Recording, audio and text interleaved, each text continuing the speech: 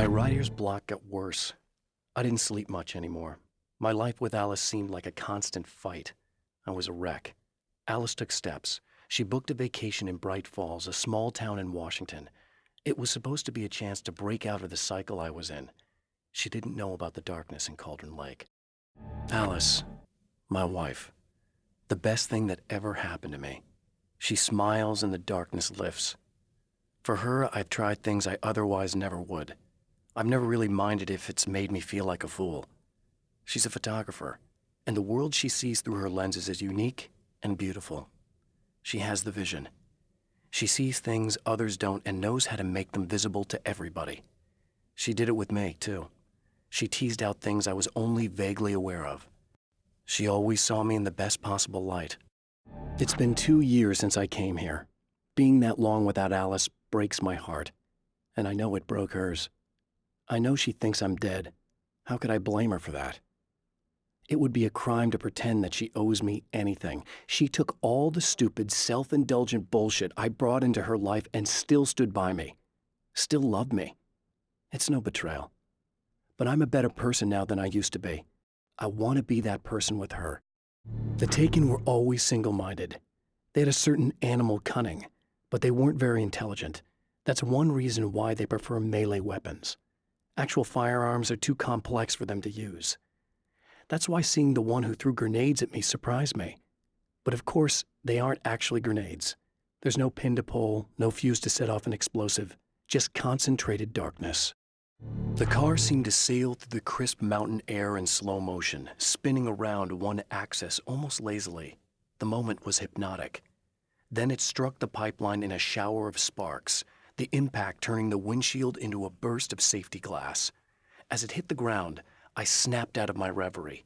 The car was rolling downhill, slowing down as every bump killed momentum but still coming. The fence wouldn't be enough to stop it. The dark place is utterly hostile to human life. It eats at your mind, wants you to succumb to madness. Your own thoughts can turn against you. Every shadow conceals a threat that attacks at the slightest sign of weakness. You're under endless assault. Every day is a struggle for survival. But I've learned to take care of myself. I focus on Alice, our life together, my need to be with her. That takes me a long way in the dark place, as long as I have my gun and the flashlight. I have changed. I know who I am now. I know that I can write my own fate. Bright Falls taught me that. I know that indulging my weaknesses, giving in to fear and complacency will only drag me down. The dark place taught me that.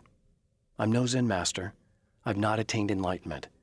But I have learned to let go of the things that I don't need. I know that without that balance within, I become my own worst enemy. Now I strive for equilibrium, and with that, I'm strong enough to get where I want. It's obvious that for all his power, Mr. is an agent of another greater being. The dark place he came from is full of terrible alien intelligences, dark presences, and none of them should be let loose in our world. He serves one of them. He'll open the way for them if I don't stop him. But he'll do more. He'll take over my life. He already has my face. He already uses my name. He'll become Alan Wake in every way imaginable and corrupt everything, unless I can stop him. The trap Mr. has set for me is as simple as it is impossible. Whenever I reach him, he sends me back to the beginning of the maze. It's a loop in time. I go through it only to end up where I started. There's a brutal genius to it. If I die, it's over for me. If I survive, I end up where I started. Sooner or later, the odds will catch up with me. And in the meantime, he gets to toy with me. But that's why I have a chance. He's caught in this pattern just as much as I am. I know where he'll be, and I'm prepared. I have created the weapon that can put an end to this, a blueprint to a new reality. All I have to do is survive long enough to use it. My arrival from the dark place will be painful and difficult. These pages may be lost, but one way or another, I'll send the parts I really need to myself. If I make it outside, I have a chance. Mr. is more powerful than I am, but he can't change the rules in the middle of the game. He's not a creator. I am. To change the world, you must craft a blueprint for the new reality. Any work of art will do, as long as it's a genuine act of creation. That's what the energies of the dark place respond to. The results may be subtle and perplexing, or far-ranging and momentous. My area of expertise, the written word, gives much more precise results than music or interpretive dance would, for instance. But words can be extremely dangerous. What you define may become reality, but so can that which you imply, even if you don't realize you're doing so. For Serena Valdivia, burning the midnight oil was more of an exception than a rule. A procrastinator and a perfectionist, she often worked when she wouldn't be disturbed. Tonight was especially important. The film festival would open tomorrow, and there was still so much to sort out. It wasn't that the work hadn't been done. She just didn't feel like she had completely mastered everything yet. There's more to fighting the Taken than just burning away the darkness that protects them.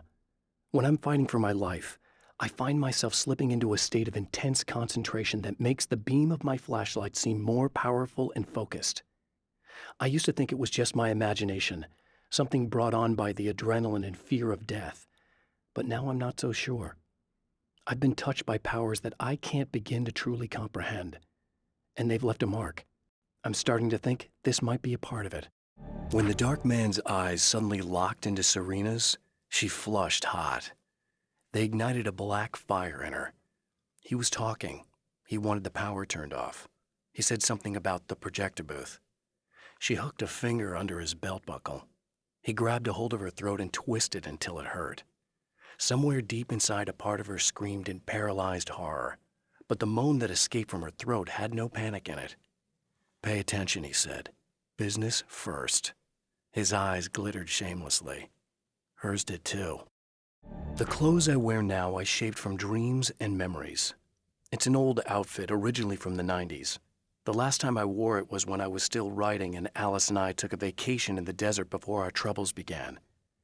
The night before, we'd been at a party, and I had dressed to the nines.